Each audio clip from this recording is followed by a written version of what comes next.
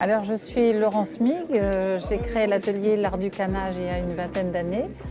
Et le cœur de notre métier, c'est de faire de la restauration de meubles, sur des meubles, voilà, des plateaux simples ou des canages plus élaborés.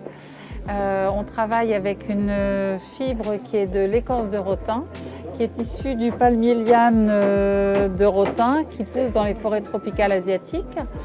Et cette écorce, en fait, elle est mouillée pour être travaillée de façon à pouvoir la tisser, faire des nœuds, puisque par exemple sur une assise comme ça, on travaille avec un seul et même fil tout au long du tissage et chaque fil est rattaché par un petit nœud qui permet de maintenir la même tension entre l'ancien fil et le nouveau fil.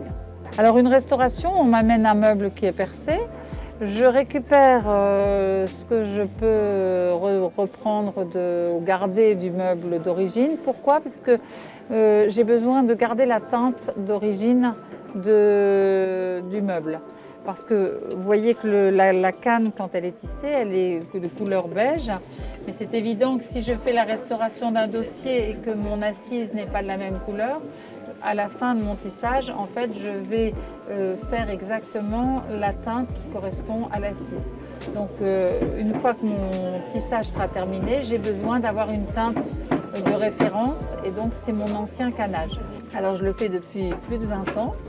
J'ai commencé à travailler dans un ESAT, un centre qui permet à des personnes handicapées de travailler. C'était à l'époque dans un atelier avec des personnes déficientes visuelles.